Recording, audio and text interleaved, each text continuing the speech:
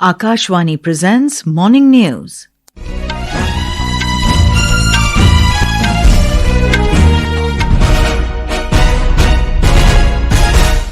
Good morning, I'm Sarabjit Kaur. The headlines. Nation celebrates Samvidhan Diwas today. President, Vice President, Prime Minister and Lok Sabha Speaker, among others, to attend main function at Central Hall of Samvidhan Sadan in New Delhi. Prime Minister Narendra Modi to inaugurate Safran Aircraft Engine Services India facility in Hyderabad this morning. Defence Minister Rajnath Singh says India ready to become global hub for shipbuilding and maritime innovation. India to begin formal negotiations for a free trade agreement with Russia-led Eurasian Economic Union in New Delhi today. National level padyatra, part of Sardar at 150 Unity March, to begin from Karamsad in Gujarat. And India's bid to host 2030 Commonwealth Games to be formally approved this evening at Commonwealth Sports General Assembly in Glasgow. And now the news in detail. Samvidhan Diwas will be observed across the country today. The main function will be held in the Central Hall of Samvidhan Sadan in New Delhi. President Draupadi Murmu, Vice President C.P. Radhakrishnan, Prime Minister Narendra Modi, Lok Sabha Speaker Om Birla, Union Ministers and Members of Parliament will attend the event. Our correspondent reports the theme of this year's celebration is Hamara Samvidhan, Hamara Swabhiman.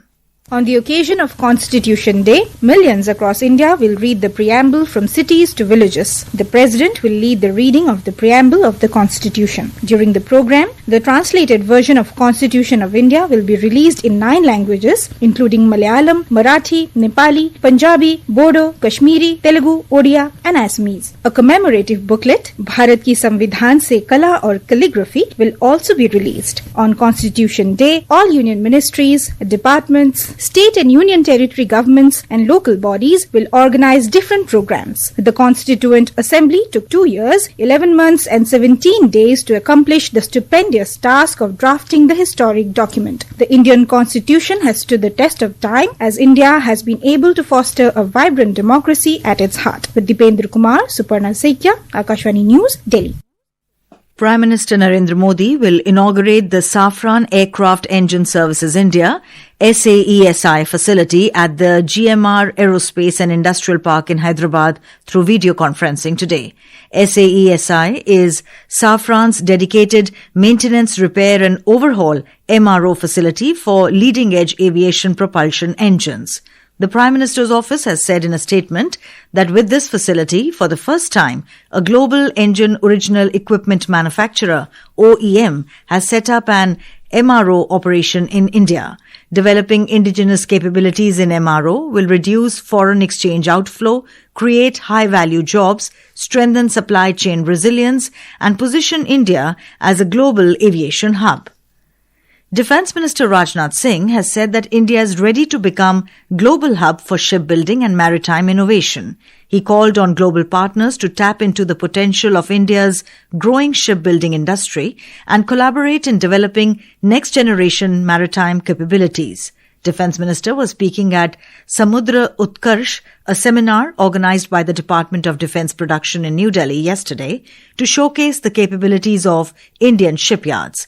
He said India's shipbuilding ecosystem, powered by public sector shipyards, private companies and thousands of MSMEs, has evolved into a fully integrated framework.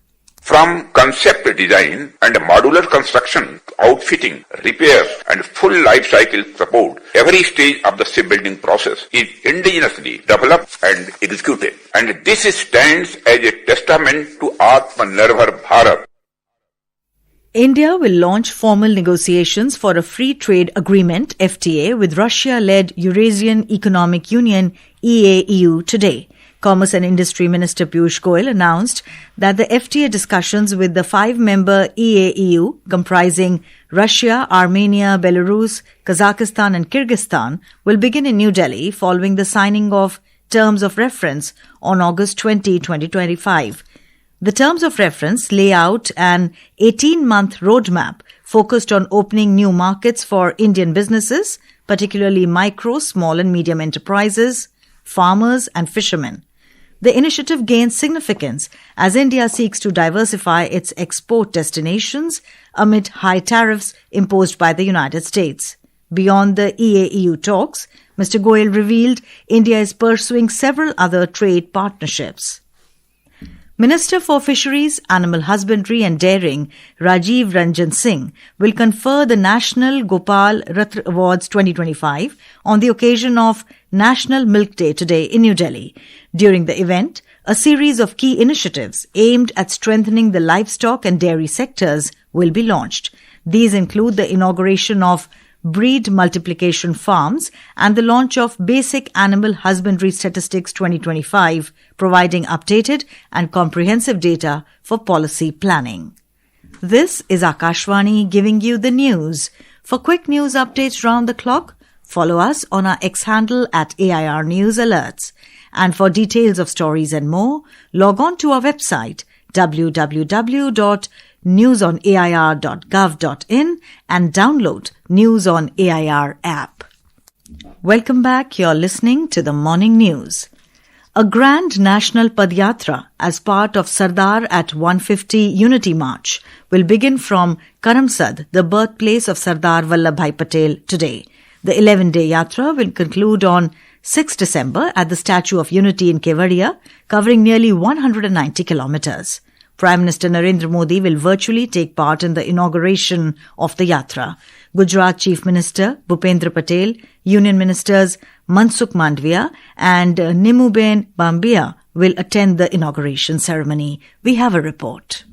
The route will feature 150 thematic stops with exhibition, cultural displays and community engagement marking Sardar Patel's 150th birth anniversary. Every evening, Gram Sabhas will be conducted during which village Sampark activities will take place and cultural performances will be presented reflecting the spirit of Ek Bharat Shresth Bharat. The Padyatra will be entirely Swadeshi, carrying the central message of Ek Bharat Atmanirbhar Bharat. Padyatris will walk 15 to 18 kilometers daily. Aparna Kund, Akashvani News, Ahmedabad.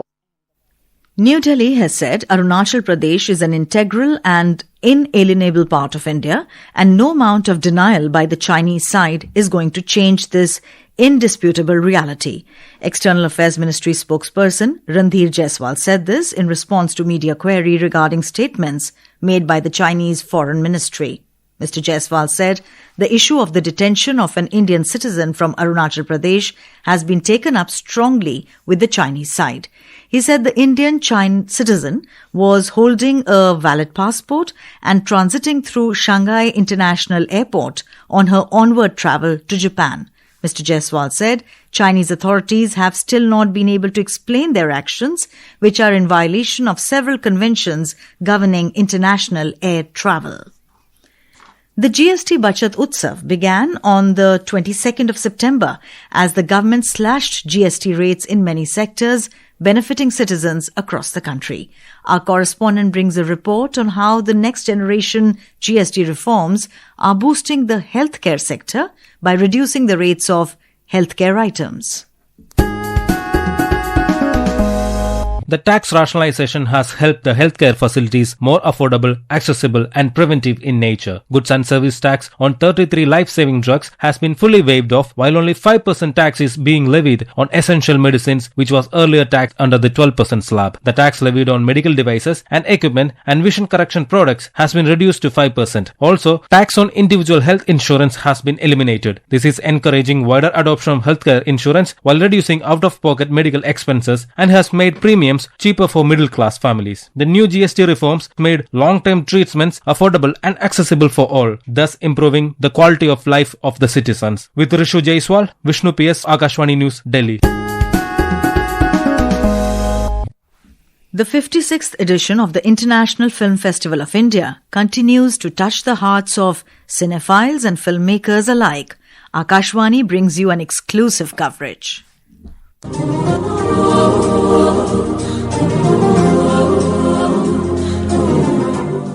The vibrant peacock of IFFI 2025 continues to spread its colorful wings, sprinkling the magic of cinema everywhere. From small filmmakers like Jigar Nagara and Jitendra Mishra, who have made the film The Whispers of the Mountains, to big banner films like Thudarum, directed by Tarun Murthy and featuring legendary actor Mohan Lal, both are adding to the magic of cinema. The Whispers of the Mountains is being acclaimed for its cinematic brilliance. Producer Jitendra Mishra, who has brought films like I Am Kalam in the past, outlined how today regional cinema is being appreciated by the audience more. Today, a diverse range of film screenings and masterclasses are scheduled. From Indian Panorama's bouquet, films like Gondhar, Bhai Monda, White Snow, Patralekha, Imbu and Committee Korullu will be screened today. With Adarsh and Nikhil, this is Sarah Mushtaba for Akashvani News from IFFI, Goa.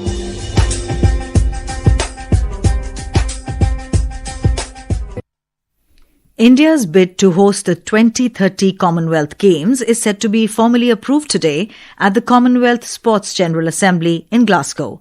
General Assembly will confirm the recommendation made by the Commonwealth Sports Board today, a decision that followed an assessment by the Commonwealth Sports Evaluation Committee.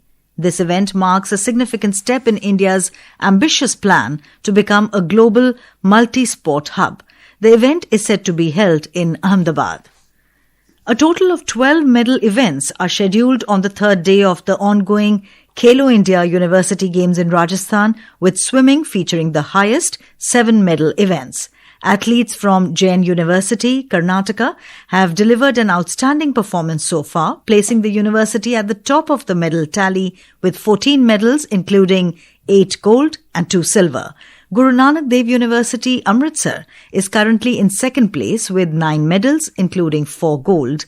Lovely Professional University, Punjab, stands in third position with 6 medals, including 3 gold. Athletes from Punjab University, Chandigarh, and Maharaja Ganga Singh University, Bikaner, have secured 2 medals each. In men's cricket, India will resume its second innings at the overnight score of 27-2 on the final day of Guwahati Test against South Africa in Guwahati today. They are chasing the target of 549 runs to win the second of the 2 Test series. Sai Sudarshan and Kuldeep Yadav were at the crease when stumps were drawn last evening. Earlier, South Africa declared their second innings after scoring 260 for 5 wickets, taking an overall lead of 549 runs. In cricket, India's top men's T20 domestic cricket tournament, Syed Mushtaq Ali Trophy, is set to begin today. The opening match will be played between Mizoram and Nagaland from 9 a.m. at Deccan Gymkhana Ground in Pune. In football, India will lock horns with Chinese Taipei in the AFC Under-17 Asian Cup Saudi Arabia 2026 qualifiers Group D clash at Eka Arena in Ahmedabad, Gujarat today. And now for a look at today's newspapers, it's over to Shagun Chopra. Thank you, Sarabjit. Almost all newspapers today open with the flag-hoisting ceremony at the Ram Temple in Ayodhya. Quoting PM Modi, the pioneer writes, "Centuries of pain set to rest." Arunachal integral part of India, government tells China. Row deepens as Beijing insists it does not recognize state, writes the Times of India. About the eruption of the Hale Gubi volcano in Ethiopia, the Hindustan Times informs, flights cancelled for Czechs, ash cloud now beyond India. In a bid to protect women, streamline society, Assam proposes jail term, heavy fines for polygamy, writes The Hindu. Braving relentless shelling, the Tribune notes, in May, CISF braved park shells to save idle assets. And finally, after billionaire tax, British government plans to introduce tourist tax. Your overnight stay in London at the UK cities may soon cost more, informs the Financial Express. And with that, it's back to you, Sarabjit. Thank you, Shagun. And now, before we end the bulletin, the headlines once again. Nation celebrates Samvidhan Diwas today. President, Vice President, Prime Minister and Lok Sabha Speaker, among others, to attend main function at Central Hall of Samvidhan Sadan in New Delhi. Prime Minister Narendra Modi to inaugurate Safran Aircraft Engine Services India facility in Hyderabad this morning. Defence Minister Rajnath Singh says India ready to become global hub for shipbuilding and maritime innovation. India to begin formal negotiations for a free trade agreement with Russia-led Eurasian Economic Union in New Delhi today. National level padyatra part of Sardar at 150 Unity March to begin from Karamsad in Gujarat, and India's bid to host 2030 Commonwealth Games to be formally approved this evening at Commonwealth Sports General Assembly in Glasgow. And with that, we end the morning news. Have a nice day.